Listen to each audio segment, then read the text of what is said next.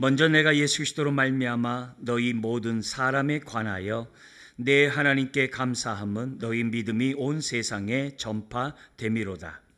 내가 그의 아들의 복음 안에서 내 심령으로 섬기는 하나님이 나의 증인이 되시거니와 항상 내 기도에 쉬지 않고 너희를 말하며 어떻게 하든지 이제 하나님의 뜻 안에서 너희에게로 나아갈 좋은 길 얻기를 구하노라.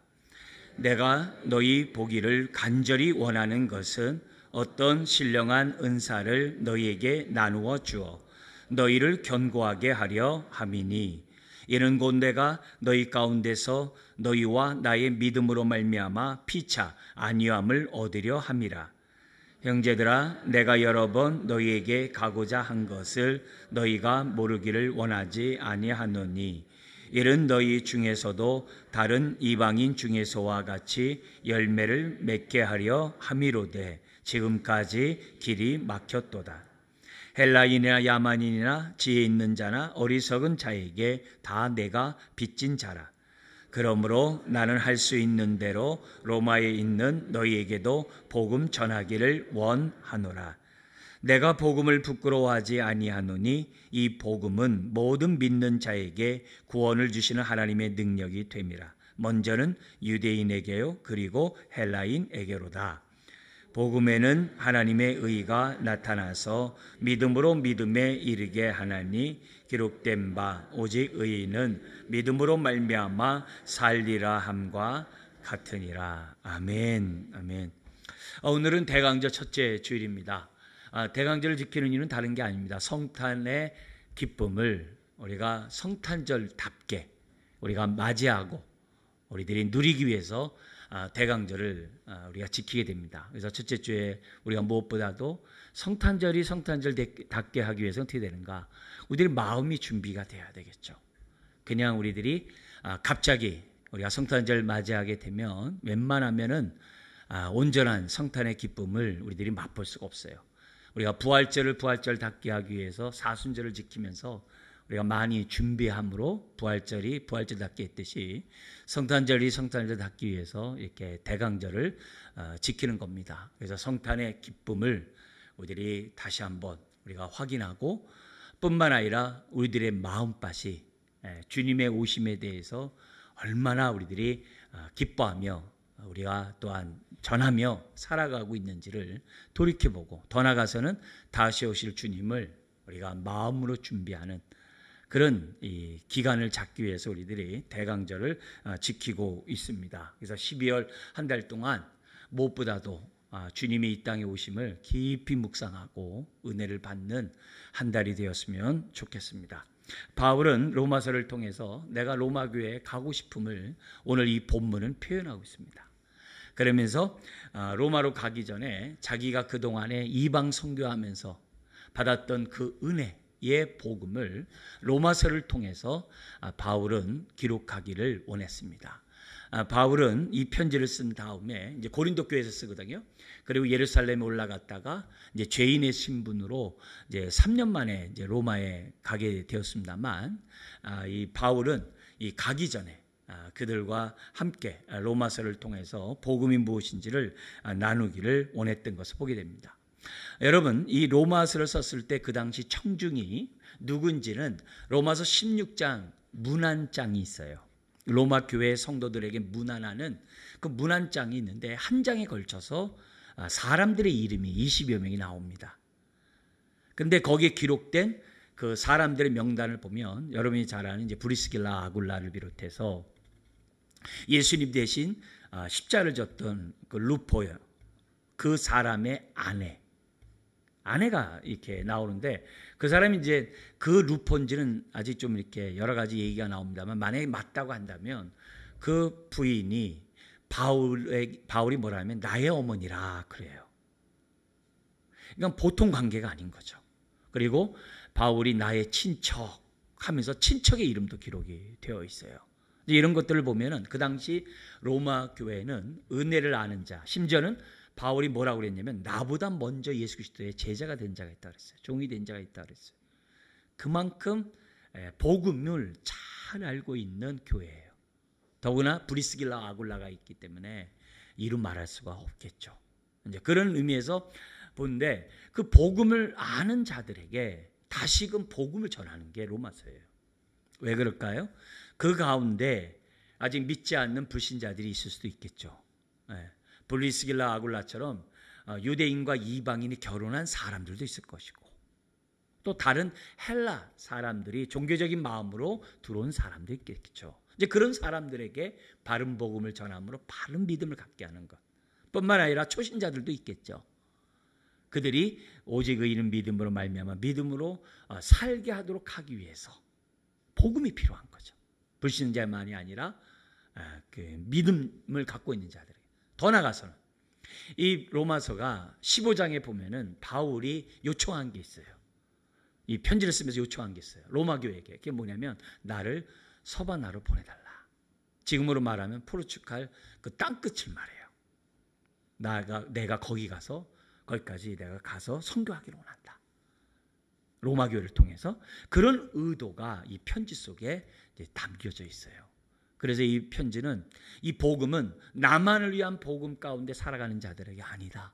우린 열방을 위해서도 살아야 한다는 것을 나누고 싶어서 이 로마서를 썼다라고 볼 수 있는 겁니다. 그렇기 때문에 그들이 로마서를 통해서 복음을 다시 들어야 했던 것처럼 오늘 저와 여러분들도 이 로마서를 통해서 저를 비롯해서 우리 모두가 다시 복음을 들어야 돼요. 그래서 믿음이 부족한 사람은 견고한 믿음, 믿음이 없는 사람은 참된 믿음, 또 자기에게 머물러 있는 사람은 이웃에게 형제 삼고자 하는 그 이유를 위해서도, 그 열정을 회복하기 위해서도 복음을 저와 여러분들이 또다시 들어야 한다는 사실을 로마서가 오늘 우리가 읽었던 본문 속에서도 나타나는 것을 보게 됩니다. 그래서 이걸 통해서 우리 모두가 복음으로 하나가 되는, 또 복음에 따라서 살아가는, 복음이 복음되게 하는 교회와 저와 여러분들이 되길 주의 이름 축원합니다. 우리가 읽었던 이 8절에서 17절까지는 크게 세 부분으로 되어 있어요. 8절에서 10절은 로마 교회를 위한 칭찬, 감사로 칭찬하고 내가 여러분들에게 가기를 원한다. 그 마음을 표현해요.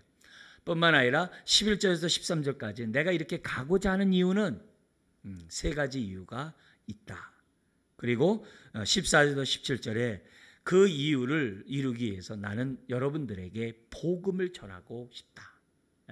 복음을 전하고 싶다 하면서 복음이 뭔지를 14절부터 17절에 설명하고 있습니다. 로마서가 제가 설교할 때 곧바로 설교하기보다는 본문의 이 말씀을 그냥 뜻풀이를 간단히 좀 하고 교훈의 말씀을 좀 나누려고 해요. 필요하다면 이제 그런 식으로 할 테니까 여러분들 기억하고, 우리가 그냥 읽는 게 아니라 그 의미를 알고 읽는 게 중요해요. 그래야 영이요 생명의 말씀이 됩니다. 자, 그런 가운데 8절을 이렇게 시작하죠. 우리 한번 같이 읽어볼까요? 먼저 내가 예수 그리스도로 말미암아 너희 모든 사람에 관하여 내 하나님께 감사함은 너희 믿음이 온 세상에 전파됨이라. 여기서 제일 바울이 강조하는 내용은 뭐냐면 감사한다는 거예요. 그래서 문장의 제일 앞에 나와요. 내가 감사한다 그래요. 우리 성경은 이제 중간에 나옵니다만 내가 감사한다. 누구께 감사하냐? 하나님께. 누굴 통해서? 예수 그리스도를 통해서. 예수 그리스도로 말미암아 하나님께 감사한다. 뭐 때문에? 거기 보니까 모든 사람에 관하여, 모든 사람 때문에 내가 하나님께 내가 감사한다. 그 감사하는 그 내용이 다른 게 아니라 너희 믿음이 온 세상에 전파되었기 때문이다. 그래요. 여러분, 이 사람이 감사하는 내용을 보면 그 사람의 영성을 안다 그래요. 바울은 무엇보다도 복음에 헌신된 사람이었어요. 복음의 기쁨을 누구보다도 잘 알고 복음의 능력을 맛봤던 사람이에요. 이런 사람에게 상대방을 칭찬할 때 가장 중요한 것을 칭찬하게 되어 있어요. 지금 이 8절을 통해서 로마 교회의 칭찬이 뭐냐? 바울이 가장 소중하게 여기는 그걸 가지고 로마 교회를 칭찬해요. 그러니까 대단한 칭찬인 거죠. 더구나 바울은 온 세상에 복음을 전하기 위해서 지금까지 왔잖아요. 그리고 이 로마서는 3차 전도 여행의 마지막 종착지인 고린도 교회에서 쓴 거거든요. 고린도 교회에서 로마로 가고 싶었는데 다시 예루살렘에 올라갔다가 죄수의 신분으로 3년 만에 로마에 가게 되거든요. 우리 앞에서 사도행전에서 봤던 내용들이에요. 그러거든요. 그러니까 그런 속에서 지금 이 바울은 자기와 같이 복음의 중요성을 알고 복음 전파의 헌신적인 로마 교회에 대해서 감사하지 않을 수 없는 거죠. 근데 감사의 능력이 뭐냐면요, 상대방으로 하여금요 더 큰 확신을 줘서 더 복음을 위해 살게 만든다는 특징이 있어요. 여러분도 칭찬하면, 여러분의 자랑을 칭찬하면 계속 하고 싶잖아요. 그런 의미가 이 8절 안에 지금 내포되어 있다는 거죠. 그러면서 이렇게 감사할 때가 언제냐? 9절에 기도할 때. 왜냐하면 이 번역이 안 돼 있어요. 왜냐하면 제일 강조가 뭐냐면 증인이에요. 하나님이 증인이래요. 내가 이렇게 감사하는 거 하나님이 증인이래요. 근데 그 하나님이 어떤 하나님이냐? 그의 아들의 복음 안에서 내 심령으로, 내 영으로 섬기는 하나님이 나의 증인이래. 하나님보다도 강조되는 게 증인이란 말이 더 강조돼. 하나님의 증인. 내가 이렇게 하나님께 감사하고 또 여러분들에게 이게 감사하는 거, 이거 진심이라는 거예요. 이 일이 하나님이 증인이라는 거예요. 왜냐하면 항상 내 기도에 쉬지 않고 너희를 말하기 때문이라는 거예요. 기도할 때마다 로마 교회를 생각하며 놓고 기도할 때마다 그 교회가 온 세상에 그 복음을, 너의 믿음을 전하고 있다는 이 소식을 바울이 들었을 거 아니겠습니까? 그러니까 이제 편지도 쓰는 거죠. 그런 얘기를 들린 거에 대해서 너무너무 감사한 거예요. 그러면서 10절에 이런 표현을 쓰고 있어요. 어떻게 하든지 이제 하나님의 뜻 안에서 너희에게로 나아갈 좋은 길 얻기를 구하노라. 바울은 로마에 가고 싶어서 하나님 앞에 기도합니다. 여러분에게 로마에 갈 좋은 길 얻기를 구한다. 근데 앞에서 봤듯이 바울이 로마에 갈 때 어떻게 갔어요? 죽을 고비를 넘기면서 죄수의 신분으로 로마에 갔어요. 유라굴라 광풍을 만나가지고 막 바다에서 사경을 헤매는 이런 일들까지 겪으면서 로마에 갔어요. 그것도 짧게 갈 수 있는 그 거리를 갖다 6개월 만에 가요. 겨울까지 나면서 가요. 그러면 바울이 이런 좋은 길 얻기를 기도했는데 이런 걸 보면은 바울이 어떻게 생각했을까요? 좋은 길 달라고 그러는데 왜 나쁜 길로 인도했지? 이렇게 생각했을까요? 바울은 그렇게 생각했다고 생각하지 않아요. 우리는 좋은 길을 얻기를 기도하면 내가 원하는 대로 되길 바라요. 그죠? 내가 원하는 대로 돼야 편한 길, 쉬운 길, 안전한 길, 힘들지 않은 길, 그게 좋은 길로 생각해요.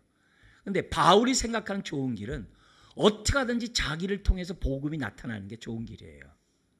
우린 그걸 다른 말로 하면 나를 통해서 하나님의 영광이 드러나면 좋은 길이라는 거예요. 생각을 바꿔야 돼요. 복음을 알면 바울처럼 생각할 수 있어요. 바울이 그렇게 가면 어떤 일이 있어요? 죄수의 신분을 갖기 때문에 자기를 호위하는 로마 군인뿐만 아니라 특히 백부장이 주목되어 있잖아요. 사도행전에서 보면. 뿐만 아니라 그 죄수들, 그 배에 탔던 상인들, 270명이 넘는 사람들이 다 하나님의 영광을 보잖아요. 그런 험난한 길을 통해서 그들이 하나님의 영광을 보면 그게 좋은 길이에요.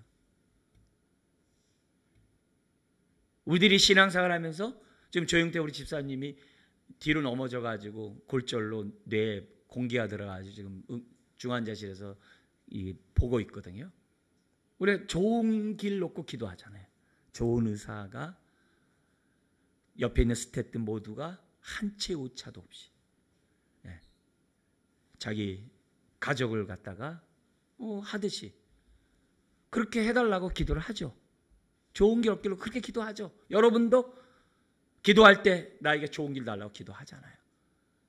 근데 이 본문에서 우리가 알아야 될 것이 내가 편안한 길이 아니라 그 길을 통해서 얼마나 하나님의 복음이 드러나는가. 그게 바울이 삶을 통해서 우리에게 주는 그러한 메시지인 거예요. 그래서 우리들의 시각이 이렇게 복음에 입각한 신앙을 갖는다고 한다면 할렐루야 하는 거죠. 자, 그러면서 내가 여러분들의 나아갈 좋은 길 얻기를 원한다, 이런 얘기예요. 그러면서 11절에 13절 이러면서 이렇게 나아가고자 하는 그 이유를 이제 설명하고 있는데, 11절에 왜냐하면, 그래서 번역이 안 된 부분이에요.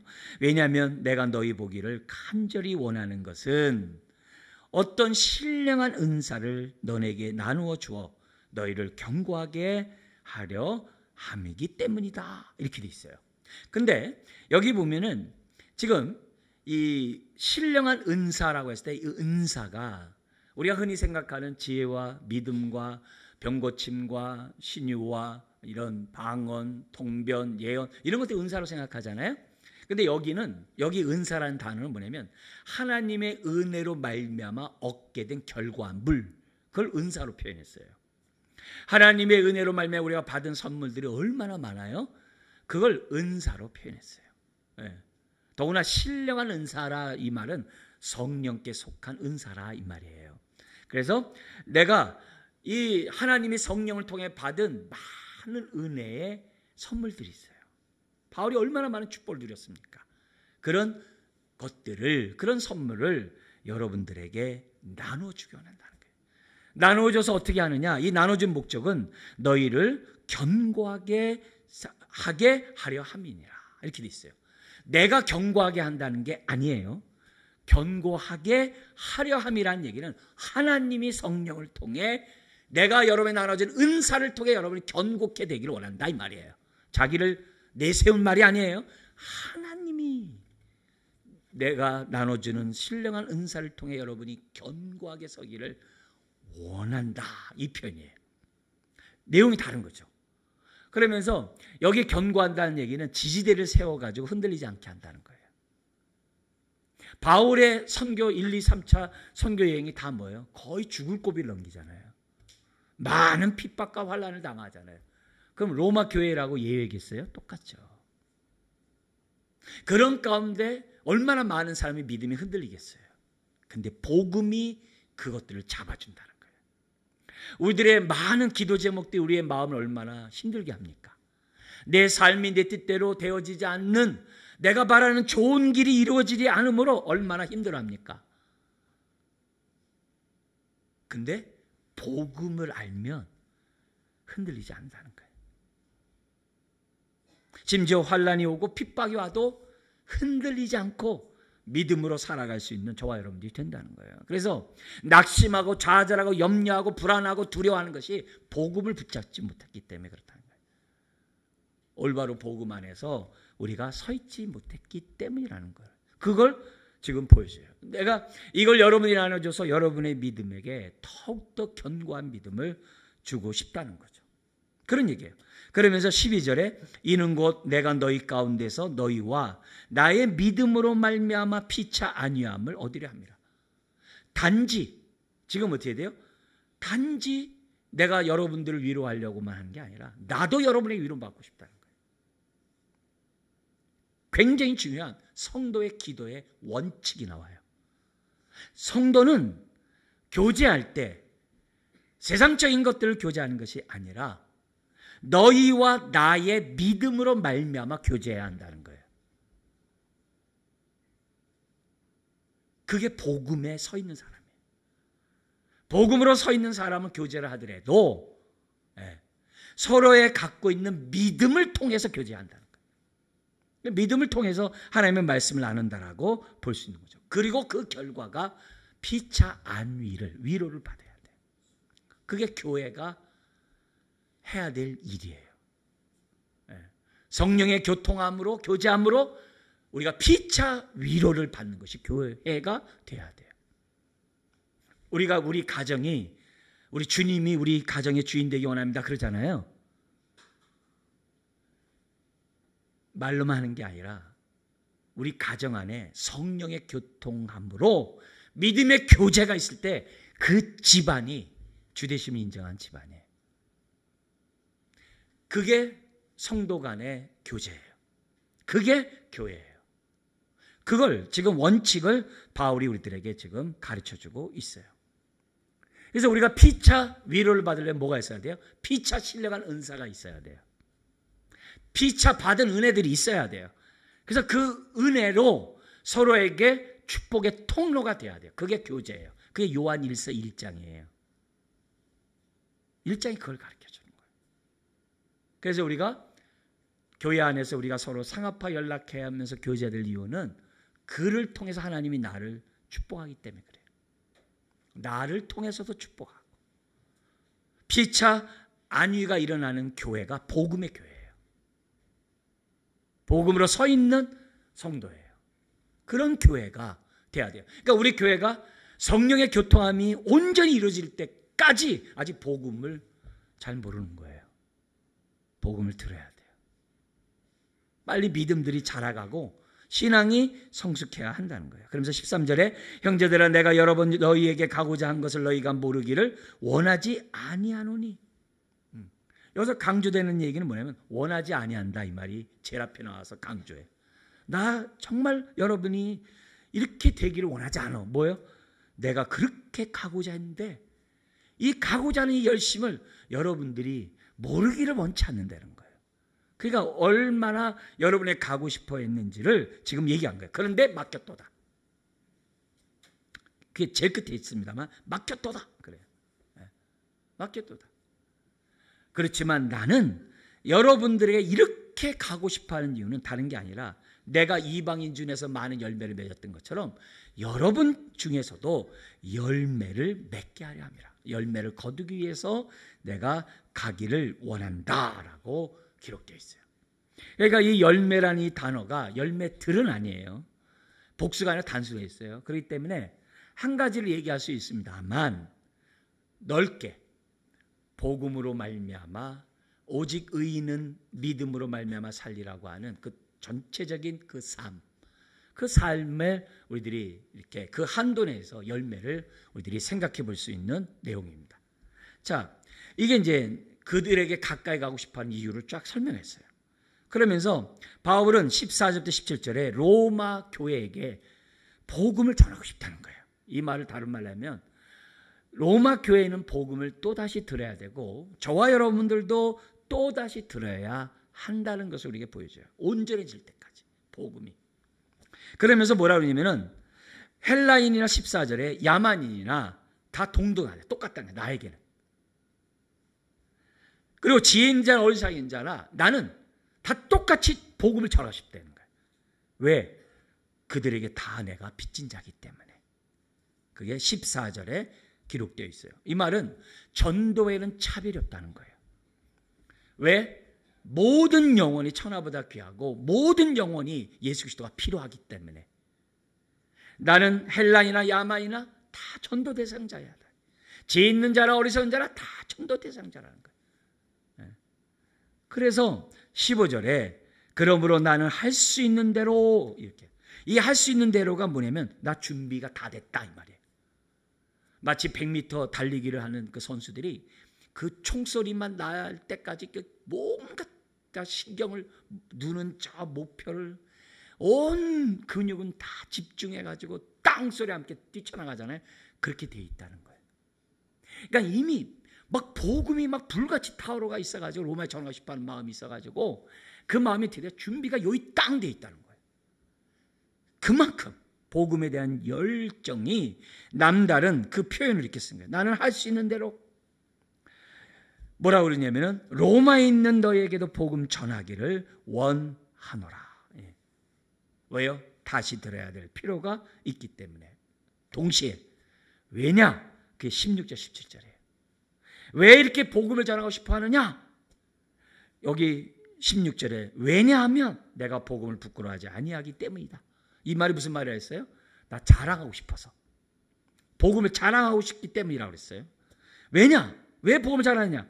이 복음은 모든 믿는 자에게 구원을 주시는 하나님의 능력이기 때문에 나 이 복음을 난 자꾸 지금 나눠주고 싶다. 그러는 거예요. 그러면서 먼저는 유대인에게요 그리고 헬라인에게로다. 그러면서 이렇게 이 모든 믿는 자에게 구원을 주신 하나님의 능력인 이유가 뭐냐? 17절에 그 이유가 왜냐하면 그 복음에는 하나님의 의가 뭐라고 그래요? 나타나서. 이 나타났다는 게 이렇게 보자기에 어떤 물건이 이렇게 씌워져 있어요. 보자기를 딱 벗기는 순간에 거기에 뭐가 딱 있어요. 여기 나타나다는 말은 뭐냐면은 그동안의 구약에 감춰졌던 그 복음의 비밀이 이렇게 그 말씀이 이렇게 싹 보자기를 제꼈더니 거기에 복음이 딱 나왔는데 그 복음이 뭐냐면 하나님의 의가 나타난 거예요. 그 복음에 하나님의 의가 딱 100% 나타났다는 거죠. 그 의가 뭐라 그랬어요? 하나님의 기준이라 했어요.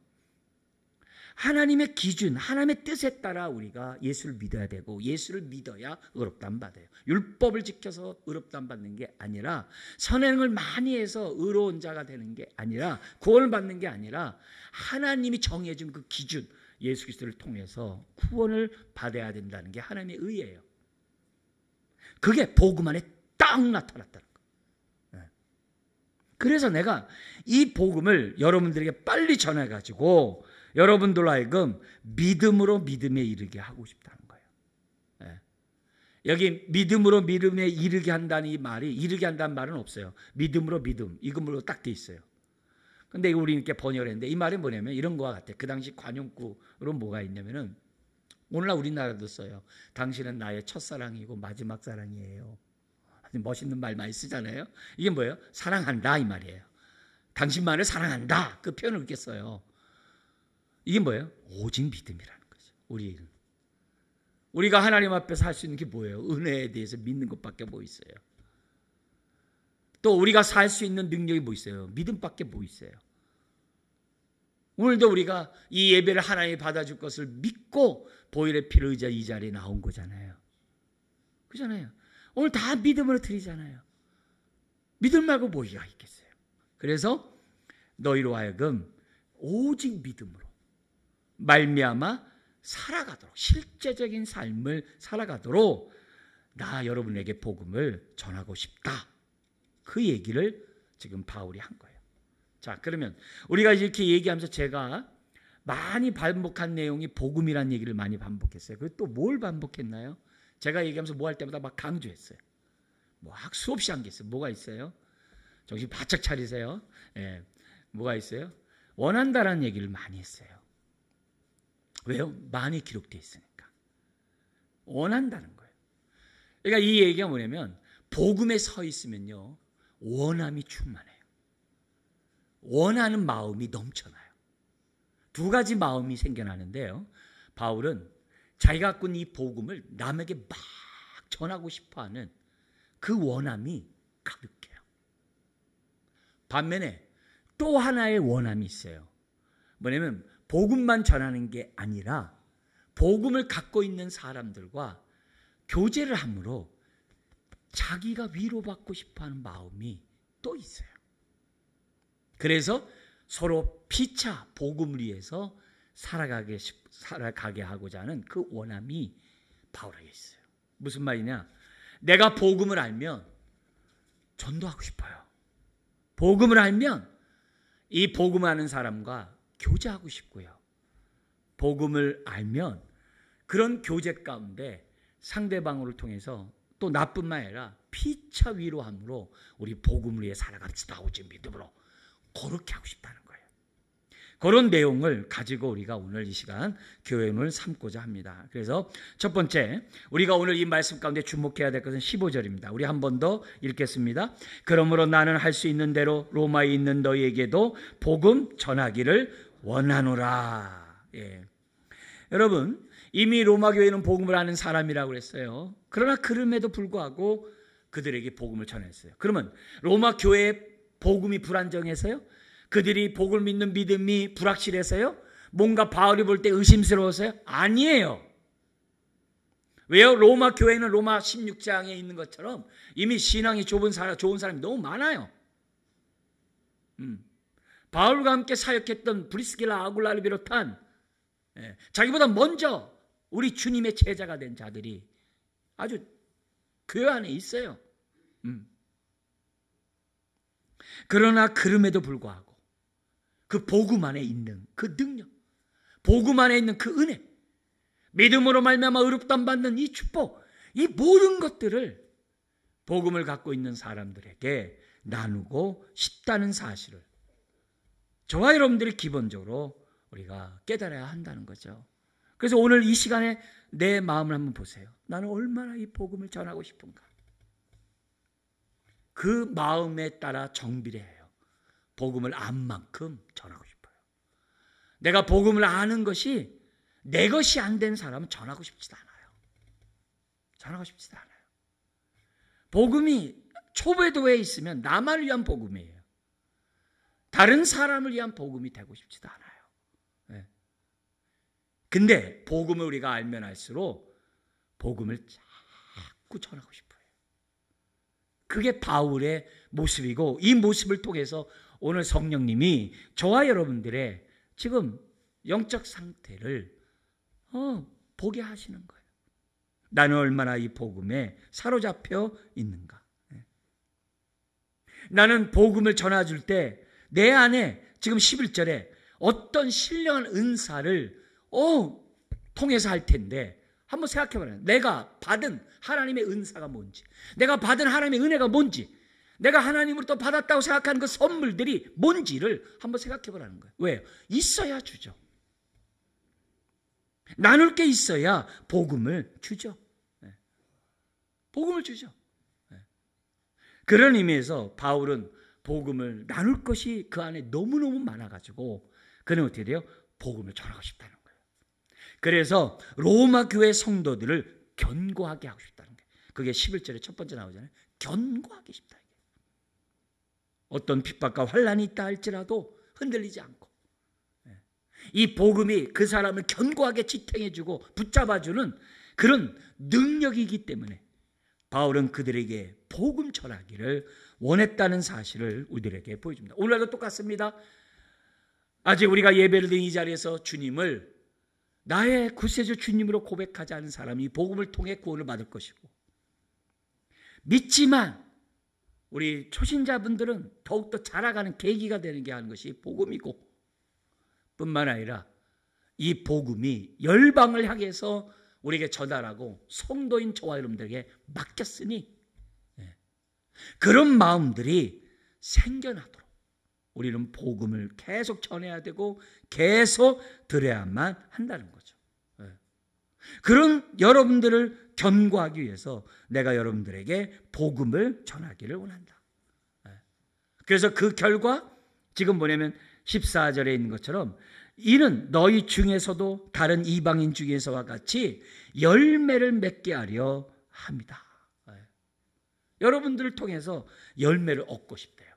그럼 바울의 입장에서 볼 때 열매가 우리 앞에서 얘기했지만 뭐 크게 세 가지 있겠죠. 불신자의 영혼을 구원하는 열매도 있을 수 있겠고, 성도들을 경고케 하는 그러한 열매도 있을 수 있겠고, 또 하나가 뭐가 있다 그랬어요? 로마서 15장에 서바나, 스페인 저 끝에까지 나와 함께 복음을 전하자고 하는 그 결론을 얻는 것도 열매일 수 있겠죠.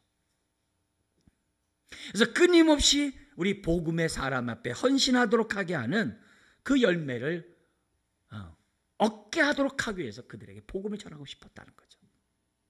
물론 그 열매 안에는 17절이 포함되어 있어야 돼요. 뭐가예요?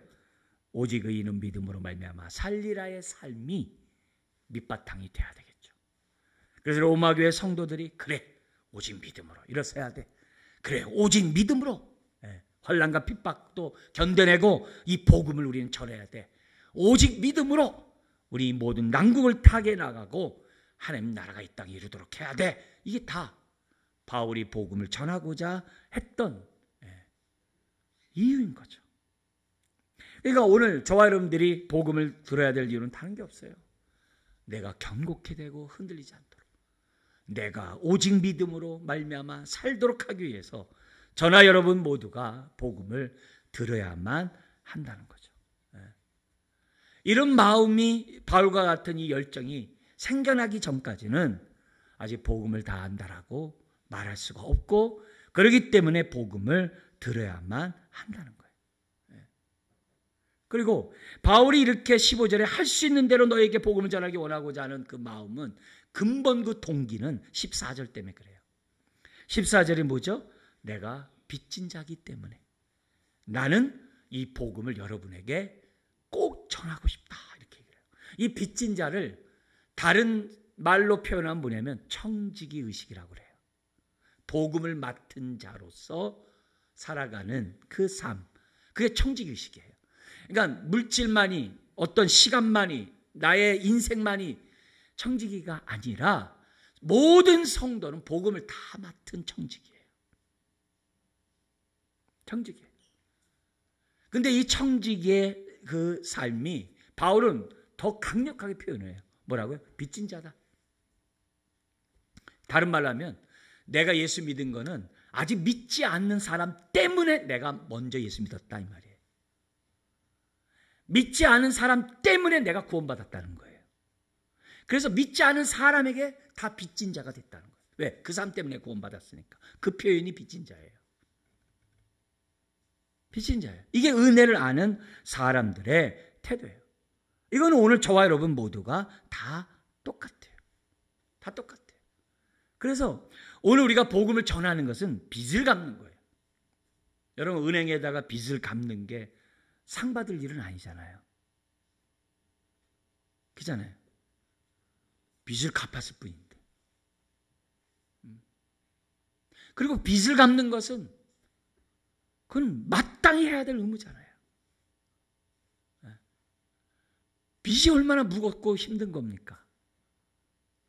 마찬가지로 복음에 대해서 우리가 먼저 맡았기 때문에 여기에 대해서 어떻게 돼요? 그 빚을 갚아야 하는 것이 복음을 아는, 은혜를 아는 사람의 마음밭이라는 사실을 우리들에게 보여주고 있는 거예요. 내가 선교를 하고 전도를 하고 복음 가운데 살아가는 그 삶에 사람들의 칭찬을 기대하는 게 굉장히 미성숙한 모습이라는 거죠. 그래서 바울은 뭐라고 얘기해요? 나는 무익한 종이다. 그래요. 나는 할 도리를 했을 뿐이다라는 거예요. 나는 어떤 대가를 바라는 게 아니라는 거예요. 나는 어떤 칭찬을 들으려고 한 것도 아니라는 거예요. 나는 받은 은혜에 감사해서 그 빚을 갚았을 뿐이라는 거예요. 나는 무익한 종이라고 그래요. 그게 복음을 아는 바울을 통해서 저와 여러분들이 배워야 될 태도라는 거죠. 뿐만 아니에요. 바울이 이렇게 전하고자 이 빚을 지고자 했던 이 모습 속에서 깨달은 바가 있어요. 뭐냐? 하나님의 뜻은 유대인과 이방인이 그리스도의 십자가로 말미암아 막힌 담이 헐어짐으로 유대인과 이방인이 그리스도 안에서 한 몸이 되어 한 하나님 앞에 형제자매를 예배하는 그 꿈을 바울이 딱 깨달아요. 그게 에베소 2장이에요. 그걸 딱 깨달아요. 이 얘기를 깨닫게 된 이유가 히브리서 2장에도 나와요. 예수님 왜 육신을 입고 이때 십자가에 죽으셨느냐? 저와 여러분들과 형제 삼기 위해서, 형제자매 삼기 위해서. 히브리서 2장에 나와요. 우리 예수님이 저와 여러분들이 형제자매 되는 걸 부끄러워하지 않았다고 그랬어요. 그게 복음이에요. 바울이 그걸 딱 보는 거예요. 그래서 로마 교회를 향해 편지 쓰면서 13절에 형제들아라고 그래요. 언제 봤다고요? 바울은 이 복음은 우리를 형제 자매 되게 하는 하나님의 능력이라는 사실을 누구보다도 바울은 깨닫게 된 거예요. 그래서 전도가 뭐예요? 형제 자매 삼자는 게 전도예요. 그게 하나님의 뜻이에요. 그게 교회예요. 그러니까 상대방에게 복음을 전하는 것은 당신과 나는 한 형제 자매요. 그거라는 거예요. 그걸 바울이 깨달은 거예요. 그래서 그는 헬라인과도 형제 삼고자 했고 야만인과도 형제 삼고자 했고 지혜인자가도 삼고자 했고 멱어리치는 자가도 삼고자 했어요. 이 바울은 바리새인이면서 유대인이에요. 이방인하고 상종도 하는 바리새인이에요. 그러나 복음을 깨달은 다음에 이방인과 내가 그리스도 안에서 한 형제자매라는 사실을 깨닫게 된 거예요. 그게 교회라는 것을 깨닫게 된 거예요. 그러니까 바울은 지금 어떻게 돼요? 빨리 가가지고 형제 삼고 싶은 거죠. 형제로 자매로서의 그러한 모습을 이루는 거죠.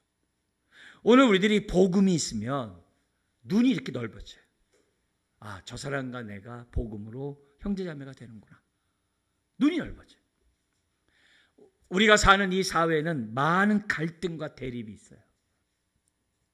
근데 서로 편하고 유익하고자 협약을 맺어요. 싸우지 말자고. 서로 도와주자고. 국가 간에도 해요. 근데 너무 쉽게 파탄 나잖아요. 너무 쉽게 깨지잖아요. 이스라엘과 이란이 이렇게 앙숙된 것도 지금 새로운 정부가 70년대에 들어와가지고 이렇게 확 바뀐 거거든요. 그 전까지만 해도 형제자매로 굉장히 친하게 지냈던 사이거든요. 세상이 그래요. 언제 또 바뀌었다 언제 될지 몰라요. 왜 그래요? 왜 자꾸 갈등 속에 대립과 이렇게 분열이 이루어지고 그럴까요? 복음이 없기 때문에 그래요. 예수님이 없기 때문에 그래요. 구원이 필요하다 이거죠. 복음이 있어야 형제자매가 되죠. 복음이 있어야 형제자매 의식을 가지고 서로 우리가 살아갈 수 있는 거죠. 그런 의미에서 전도가 다른 게 아니에요. 형제자매 삼자는 거예요. 우리 기독교 역사를 이렇게 보면은 이 무슬림 지역에 복음 전하기가 참 어려운 게 있어요. 뭐냐면 1000년이 넘는 그 때에 십자군 전쟁이 있었어요. 오랫동안 수백 년 동안. 그게 무슬림들한테 머리에 딱 각인돼 있어요. 기독교 그럼 원수 딱 각인돼 있어요. 그럼 그게 뭐예요? 십자군 전쟁이 뭐예요? 그 당시 기독교인들이 복음에 서 있어서 선교를 했다고 한다면 십자군 전쟁을 안 일으켰겠죠. 그렇게 안 했겠죠.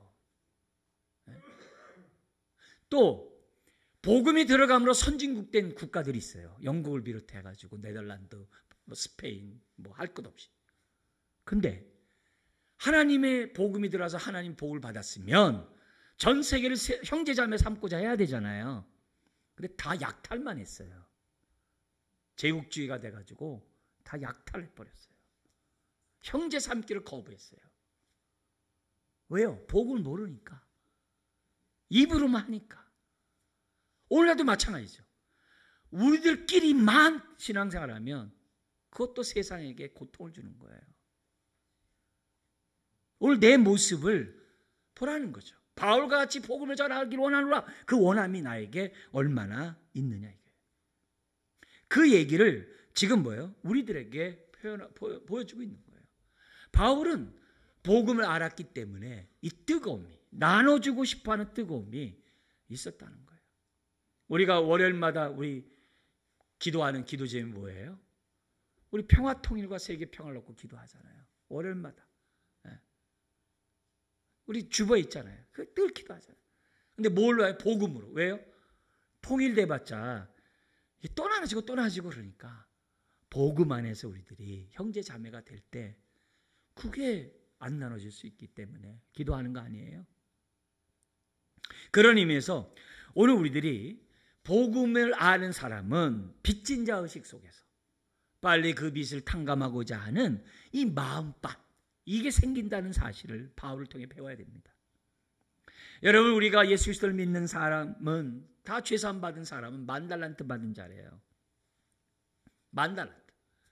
근데 우리가 이 땅에 살아가는 데 있어서 10,000달란트 받은 자가 해야 될 일은 뭐예요? 나에게 100데나리온 빚진 자를 탕감해 주는 게 우리의 삶이에요. 그게 주기도문이에요. 내가 용서해 준 것처럼 날 용서해 달라고. 그게 복음이에요. 용서는 어떻게 돼요? 빚을 갚는 거예요. 전도는 빚을 갚는 거예요. 근데 움켜잡으면 그럼 복음의 능력을 내가 맡고 있는 거죠. 오늘 이 메시지 속에서 우리가 첫 번째 얻어야 될 그러한 교훈은 복음이 있으면 전하고 싶어하는 그 원함이 불같이 타오른다는 거예요. 그게 바울을 통해서 우리들이 배워야 될 첫 번째 교훈이에요. 두 번째는 뭐냐면은 11절에 있습니다. 11절 우리 전반부만 읽겠습니다. 내가 너희 보기를 간절히 원하는 것은, 이 간절히 원한다는 게 상사병이에요. 예. 바울은 기도할 때마다 로마 교회를 놓고 기도했어요. 가고 싶다고. 하나님 좋은 길 주세요. 좋은 길 주세요. 예. 그래서 바울은 로마에 도착한 것에 대해서 너무 기뻤어요. 그 기뻐했다는 게 사도행전에 나와요. 제가 한 구절 읽어드린다면 사도행전 28장 15절에 바울이 로마에 이제 드디어 그 외곽에 딱 도착을 했어요. 도착하니까 로마 성도들이 바울이 왔다는 얘기를 듣고 그 로마가 갇혀있는 그 집에 찾아왔어요. 그때 바울이 한 표현이 있어요. 뭐라고 했냐면 28장 15절에 그곳 형제들이 우리 소식을 듣고 아비오 광장과 트레이스 타베르네까지 맞으러 오니, 이게 뭐냐면 그 여관이 있는 그 동네라고 그랬어요. 오니 바울이 그들을 보고 하나님께 감사하고 담대한 마음을 뭐라고요? 얻으니라. 바울도 그들을 보면서 어떻게 돼요? 네, 담대한 마음을 얻고요. 앞으로 로마에서 재판이 이루어지는 이 모든 것들도 믿음으로 맞설 수 있는 바울이 될 수 있어요. 뭐 때문에요? 로마 교회를 만나는 그 자체가 바울에게는 너무너무 위로가 되는 거예요. 그래서 두 번째 교훈은 다른 게 아니라 성도들을 보기를 원하는 자들이 돼야 돼요. 같은 믿음을 갖고 있고 복음을 갖고 있는 사람을 만나기를 원하는 마음이 가득한 사람이 돼야 돼요. 그게 복음을 아는 사람이에요. 그런 마음으로 믿음의 교제를 나눔으로 피차 안위를 받는, 바울같이 담대함을 얻는 이런 모습들이 우리들에게 있어야 한다는 것을 우리들에게 보여줘요. 우리가 건강한 교회, 건강한 개인을 꿈꾸고 있어요. 어떤 게 건강한 개인이고 어떤 게 건강한 교회입니까? 복음에 따라서 살아가는 사람들. 전도하고 싶고 믿는 사람끼리 서로 상합하 연락해서 교제함으로 그리스도의 몸을 세우고 서로 위로해줘서 우리가 하는 이 사역들을 믿음으로 다 감당하게 모일 때마다 위로를 받고 하도록 하게 하는 그런 교회가 건강한 교회고 복음에 합당한 교회라는 사실을 저와 여러분들이 잊어서는 안 돼요. 바울은 여기서 말해요. 내가 너희 보기를 간절히 원한다. 바울 사실을 보면 굉장히 냉철한 사람이에요. 근데요, 이걸 보면요, 마음은 또 되게 뜨거운 사람이에요. 우리가 본받아야 될 전형적인 모습이죠. 머리는 차갑게, 가슴은 뜨겁게. 이 바울의 모습이에요. 그리고 이 바울은 자기의 감정 표현을 너무 잘해요. 여기 어떻게 간절히 원한다고 얘기합니까? 상사병 걸렸다고 얘기합니까? 예? 어디 그럴 수 있습니까?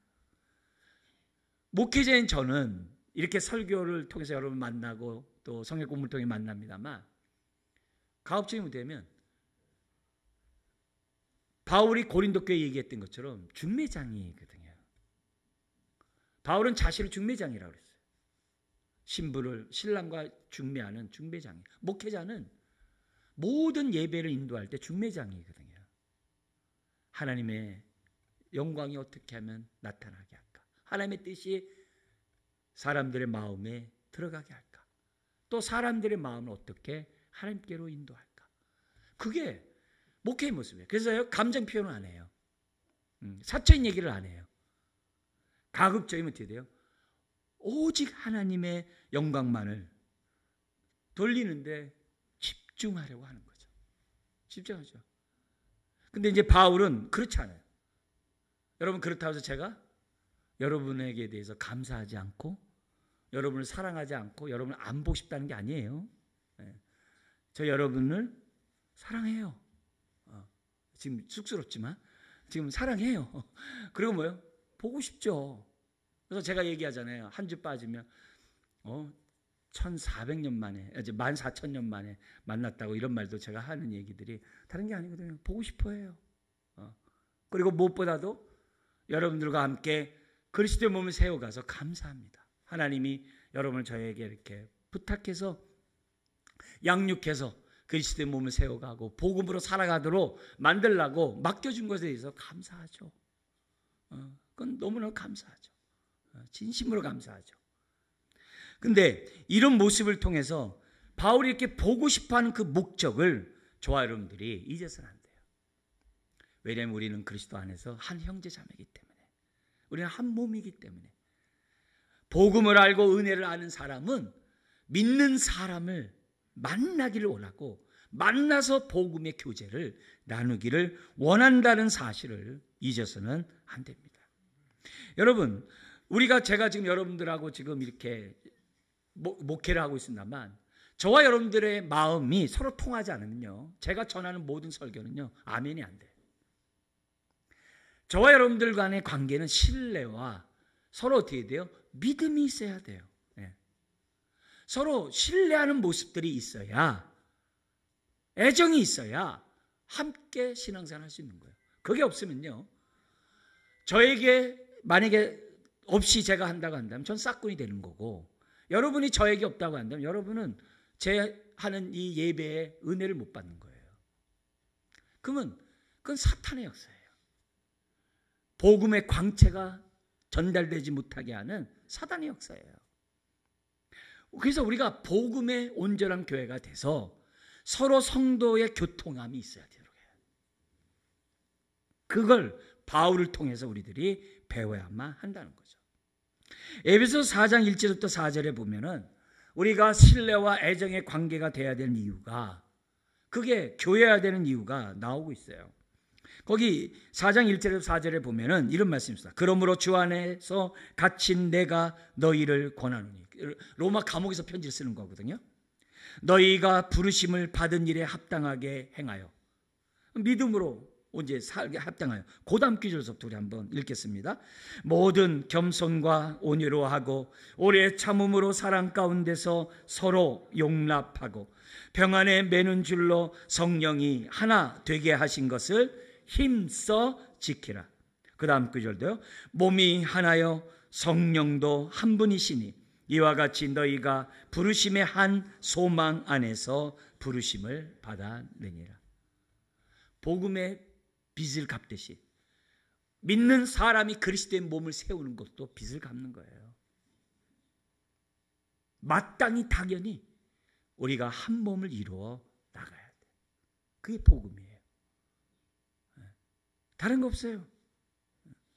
그래서 우리가 피차 성령의 교통함이 이루도록 서로 신뢰와 애정 속에, 여기 그러잖아요. 모든 겸손과 온유함으로 오래 참음으로, 이런 모습들이 우리들에게 있어야만 한다는 거죠. 여러분도 교회 안에서 저뿐만이 아니라 우리 성도 간의 교제도 똑같고요. 우리 다 먼저 우리 중직자가 되신 분들도 다 똑같고, 모든 사람들이 이 사랑과 애정 속에, 신뢰 속에 교제해야만 한다는 것을 우리들에게 보여주고 있다는 거죠. 여러분, 어떤 교회가 성령 충만한 교회예요? 모든 사람이 서로 신뢰와 애정 가운데 한 몸 이루는 교회. 그게 성령 충만한 교회고, 그 교회가 복음이 굳건한 교회예요. 복음 안에 서 있는 교회예요. 그것이 축복이죠.